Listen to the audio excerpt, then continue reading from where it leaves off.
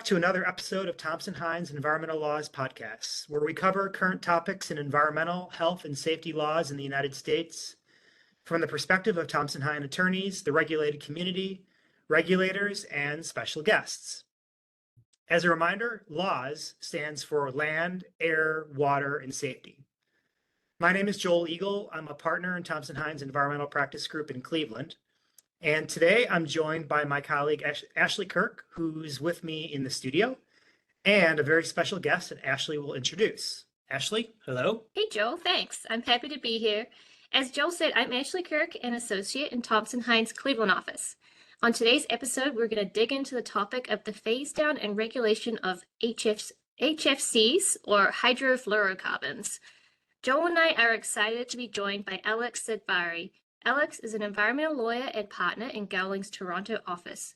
Welcome, Alex. Would you tell us a little bit more about Gowling's and your Canadian environmental practice?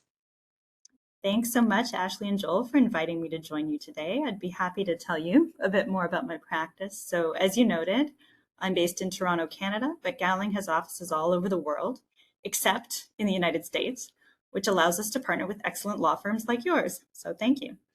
My legal practice is a very broad environmental, energy, and land use practice with a focus on regulatory compliance, environmental assessment, and environmental risk in commercial transactions, including drafting agreements.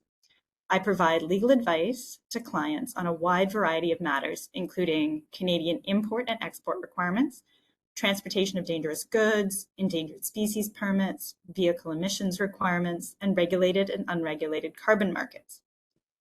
I'm the co-head of Gowling's Bioenergy Group.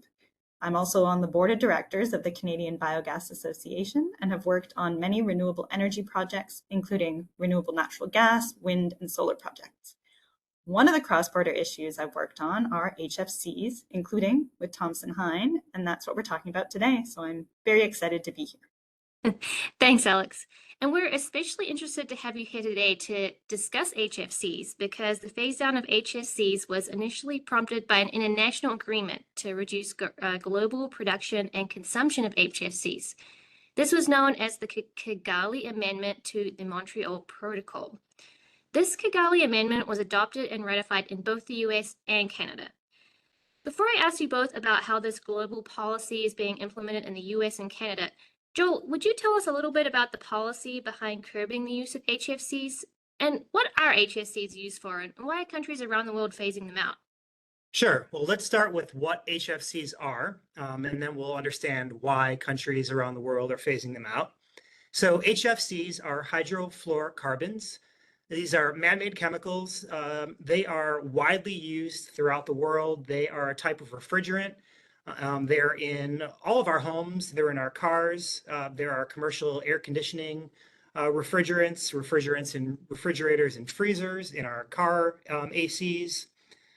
They're also beyond refrigerants. They're used for a lot of other products. They're in fire suppression systems. They are solvents. They are foam blowing agents, and they are aerosols. And they're also used in the semiconductor manufacturing industry. So in other words, they're common, they've been around for a long time, and they are an integral part of modern life, and they have been for many years. So why are we phasing them out? Because they are a global warming compound. This all started back in 1987 with the Montreal Protocol. Ashley, as you mentioned, the Montreal Protocol is an international agreement among dozens of countries. It called for the phase down not of HFCs, but of CFCs, chlorofluorocarbons, and hydrochlorofluorocarbons, or HCFCs. CFCs and HCFCs were known to be contributing to the depletion of the ozone, which is why they're called ozone-depleting substances, or ODSs. So from 1987 through the 1990s, countries around the world, including the US and Canada, were phasing out ODSs, and the replacement for ODSs were HFCs. HFCs are not ozone depleting, but it was later determined that rather than being ozone depleting, they cause global warming. So in 2016, member nations came back together and met in Kigali, Rwanda, and signed the Kigali Amendments to the Montreal Protocol. And high level, the Kigali amendments called for an 85% phase down of HFCs worldwide by the year 2036, starting with a baseline, phasing down 85%.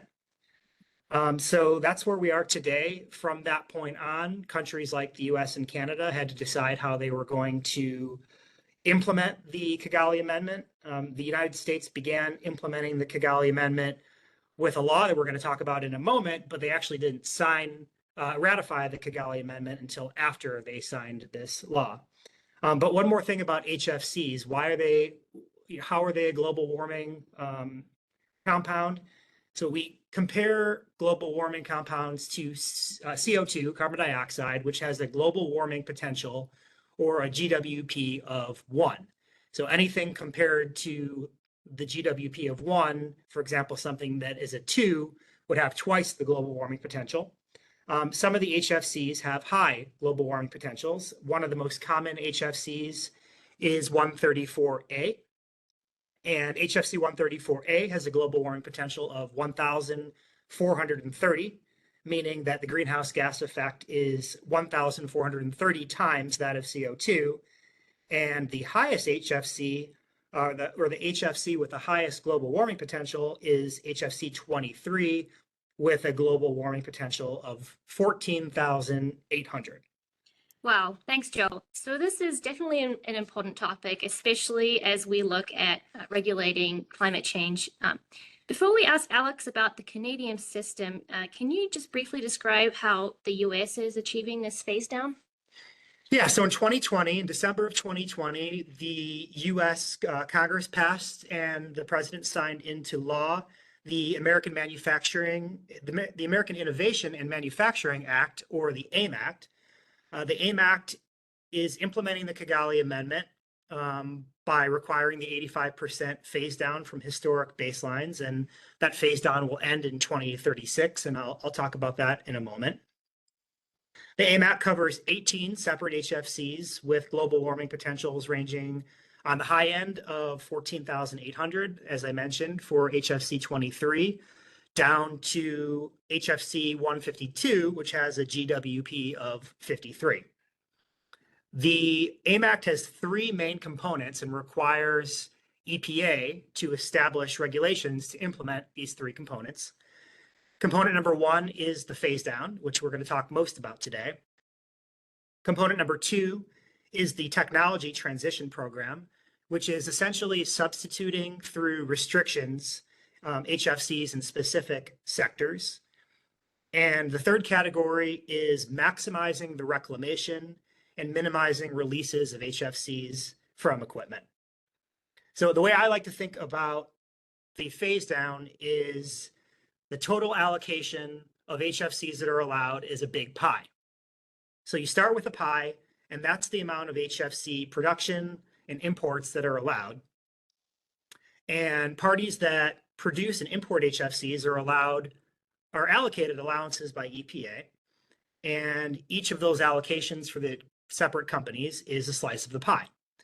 And then every few years, the AIM Act requires that pie to shrink in size so that each party who has allowances will receive smaller shares of the pie as the phase down continues.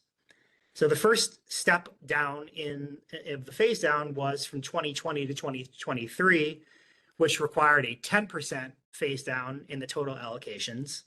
And then the second phase down starting this year, 2024, was a 40% shrinking of that pie. The third step will be another 30% shrink down, or a total of 70% reduction from the baseline in 2029. The fourth step down is down to a 20% of the original pie in 2034. And finally, in 2036 and thereafter, the pie is down to the full 85% from the baseline. The AIM Act authorizes and requires EPA to promulgate regulations, as I mentioned, which EPA has started to do. EPA has regulations for the HFC Phasedown program and for the technology transition. And it's really a cap and trade program. You're allocated allowances, and if you don't have allowances and you need to produce or to import HFCs, you need to get those allowances, and you acquire them by trading or purchasing them from parties who have them, and that's called the transfer program. But I probably forgot to mention up front that the AIM Act and the regulations regulate production and consumption. And production and consumption are the two different types of allowances that you get. Production is pretty straightforward. It means the actual production of HFCs minus any destruction of HFCs. But consumption is a little different. The consumption allowances are equal to production plus imports minus anything that you export. So you're netting out your exports and your imports, adding that to your production, and that gives you your consumption. The EPA regulations are at 40 CFR Part 84. Ashley, you know, I have dealt with them quite a bit. We've helped companies with pretty significant management operating systems or standard operating procedures of how to implement the regulations. But big picture, the regulations require you to provide various reports to EPA and keep records of what you do. So, for example, EPA has quarterly reporting requirements for your production, for your imports and exports. There are annual production requirements, and there are several one-off and one-time reports that need to be done that we're not going to go into today. Great, thanks, Joel. It's certainly a complicated system, but to regulate a complicated problem. Alex, how does the Canadian approach to reducing HFCs compare? Can you describe the overall structure of the Canadian program? Sure, Ashley, I'd be happy to, although I don't think I have as compelling an explanation as Joel's pie analogy. Sorry, I'll have to come up with one for the next time I present it. But as you noted, Ashley, Canada is also committed to phase down HFCs to 15% of calculated baseline levels by 2036 under the same Montreal Protocol and Kigali Amendment. In Canada, under the Canadian Environmental Protection Act, or CEPA, we call it, the ozone depleting substances and halocarbon alternatives regulations implement our obligations under the protocol and the amendment. The regulations control the import, export, manufacture, and certain uses of HFCs and other ozone depleting substances. And they also establish a phase down of HFC consumption from an established baseline. So pretty similar to that pie analogy. I just haven't presented it that way, but I like it. The phase down began in 2019 in Canada with a 10% reduction in consumption. Further reduction steps took place in 2024 and then are taking place in 2024. They'll take place in 2029 and 2034 in order to achieve an 85% reduction in HFC consumption by 2036. The regulations also include prohibitions by specific dates of the manufacture and import of certain products and equipment that contain or are designed to contain HFCs and HFC blends with a global warming potential above a specific limit.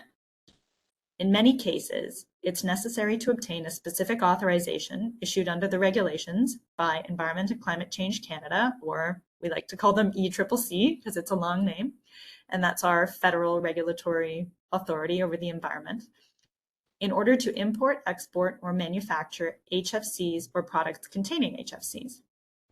It's typically time-consuming, document and record-intensive, and difficult to obtain these allowances and permits. The lists of annual consumption allowance holders and essential purpose permits issued under the regulations are available online, and there aren't very many of them. So they're pretty hard to get, and not a lot of people get them. Thanks, Alex. Sounds like there are some similarities between the two programs, but one thing that's certainly common is the added need for a lot of additional reporting and record keeping by the regulated community, and a lot of extra administration by the agencies. Joel, we've assisted clients with some of these administration challenges, especially in the area of managing HFC allocations and making sure clients don't overspend their HFC credits. Do you have any tips or general things to look out for when managing HFCs in the US? Yeah, we've learned a lot from helping our clients. Some of the things that we've advised on have been concepts that were pretty obvious from just reading the regulations, but others have, quite frankly, been very nuanced issues that we've only worked out together with our clients by seeing how things work, or in many cases don't work when you try to implement them. I think one really important tip is pre-planning. Pre-planning your allowances and how you're going to use them throughout the year. The EPA regulations are complex, but the way that we've seen it work, EPA understands HFCs very well, but there were times when we were helping our clients where it almost seemed like the regulations didn't fit well with how business actually works, how the routine of production or the process for importation differed slightly from how the regulations are set up to do. And it led to potential challenges or potential non-compliance with the regulations, simply because if you follow the regulation to a T, it didn't actually work from a logistics standpoint, from a customs standpoint, from a shipping standpoint. So pre-planning early in the year how you're going to use your allowances, I think, are really important. I was reading recently that EPA recommends that if you need to transfer allowances to another party, or if you expect that you're going to be transferring allowances to another party who needs them, that you should plan on doing that early in the year. Because only by doing that early in the year will you know how many allowances you have near the end of the year. That seems great in theory, but the reality is you don't always know in January or February or March or even in June exactly what your business needs are, or the business needs of somebody else who comes to you and asks you for allowances. So the best you can do is sketch out your entire year of production and likely imports, and do your best and be nimble on the fly as things come about. Another thing to remember is that in the United States, these consumption and production allowances are only good for that calendar year. So you can't roll them over from year to year. They expire on December 31st. So you use them or you lose them from year to year.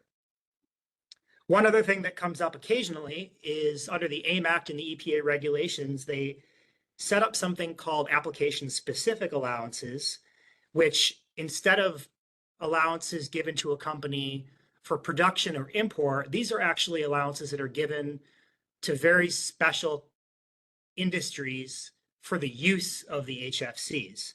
A couple of examples, there are 6 categories total of application-specific allowances. One of them are mission critical military end uses. The military uses a lot of HFCs for fire suppression and other reasons, and they need all the allowances. They have to get all the allowances they need in order to meet their military needs. Another category of application-specific allowances are defense sprays, pepper sprays, bear sprays. Congress decided that was sufficiently important that those industries that make defense sprays need all of the HFCs they get all the HFCs that they need. And there are, of course, additional rules that relate to record keeping and reporting for application-specific allowances. So, Alex, question for you. I know we've worked together on a project. How do you and your Gowling colleagues assist clients in complying with the Canadian HFC regulations? Thanks for asking. Yeah, I'd be happy to talk about our example. So you and I, Gowling and Thompson Hine, successfully obtained a Canadian essential purpose permit for a US-based client, and then 2 additional essential purpose permits for the same client to allow that client to import a product containing HFCs into Canada. And I think we can both attest to the fact that it was a long and difficult process for each one of the permits. It wasn't easy. Each permit was only valid for a maximum of a year, and I think one, because of when we applied for it, wasn't even valid for a whole year. Although the regulations allow for a longer validity period, in practice we found that ECCC will only issue permits for a year, which is a bit unfortunate because I think it would be a lot easier if they were longer, but they're trying to make it difficult. There's a strict test for these essential purpose permits. 1, the import must be for an essential purpose, which is defined as a use that is necessary for the health and safety or the good functioning of society, encompassing its cultural and intellectual aspects. And 2, there must be no technically or economically feasible alternatives that are acceptable from the standpoint of environment and health. This is a difficult and complicated test and not totally clear. There's some guidance material, but we had to write, you and I and the client had to work on some pretty long and elaborate explanations about why the product fit. And I think it did fit, but we had to make it absolutely clear that the product met these criteria. So these permits, the reason why they're so difficult to get is because they're intended as a temporary measure while the company finds a lower global warming alternative to the high global warming potential HFC. For the permits we worked on together, HFC asked for very detailed technical information regarding the trials that our client was conducting to find a feasible alternative. So in addition to providing a detailed permit application package, we also worked with our client on a PowerPoint presentation and met with HFC more than once to present it and other times to ask them whether they needed additional information and to answer their questions. So the process, I think, was intentionally intense. Do you agree with me, Joel? Yeah, absolutely. It was intense. I was actually particularly impressed with HFC in the questions that they asked. It was that they were engineers asking the questions, and it was really as if it was their own project, and they were asking really, really detailed questions about what the trial, not just what we were doing, but why we were doing it, what alternatives we were seeking. I was quite impressed with that. Yeah, I have to say they really had technical experts involved from every part of the process. So reviewing what we sent, attending the meetings, it wasn't just regulators at a distance. Fortunately, we were successful, and our client has now found an alternative blowing agent that does not include the high global warming potential HFC. I have to say, Joel, it was a pleasure working with you on these permits, and I hope we'll have other similar opportunities to collaborate in the future, although I hope this client doesn't need any more of our help on this and can continue to go about their business without having to go through the HFC process again. Well, it was a pleasure working with you too, and I'm sure that we will find other opportunities to work together. There are a lot of regulations that EPA and Canada are passing independently. Another thing to note that I remember from that process, Alex, is that each are really interested as part of the application process what the United States and California were doing. It was as if they were comparing and contrasting what HFC, what Canada was doing with what the United States was doing to make sure that they weren't going to be agreeing to something that in the down south in the United States was not was very different. Yeah, absolutely. And I think it's really nice to see that coordination. I see that often with automotive related and emissions related regulations with other clients, and it's nice to see that they're on top of it. But although it worries me maybe a little bit that that this is the context in which they're finding out about it, I'm hoping they're also doing their other research on the side. I don't know if it was the individuals we were talking to, but it would be nice if they're doing a more coordinated effort towards understanding all of that in advance. Well, you, me, and Ashley all do automotive work, so maybe we'll do another podcast about emissions issues and how the U.S. and Canada are the same or different for mobile source emissions. Yeah, that would be great. Well, a lot to digest here. I think we could compare notes on HFCs for a while longer, and it sounds like we already have some future collaborations teed up. But we're almost out of time here. I have one final question for you both. I have an AC unit in my house that I suspect probably contains a type of HFC as a refrigerant. Is either the US or Canadian government coming to take my air conditioning away? Not that I'm aware of in the United States, although that's certainly a possibility. But no, you should. HFCs are being transitioned out. You don't have to do anything. You probably have 134A in your air conditioner. You don't have to do anything with it right now. But anyone who is servicing or getting rid of that air conditioning unit has to be licensed. And I would not just release all of your HFC from your air conditioner into the environment. That would be bad, and it would be illegal. All right, thanks, Joe. How about you, Alex? Anything that Canadian consumers need to worry about with their air conditioning units? Not in the immediate future. So rest assured, if you're listening from Canada, you can keep your air conditioning unit for now. But similarly to the United States, there's provincial regulation, like your state regulation, regulating the maintenance, handling, and disposal of such units. So don't just dump it in the backyard or something. Make sure it gets disposed of properly. Be tidy citizens. Got it.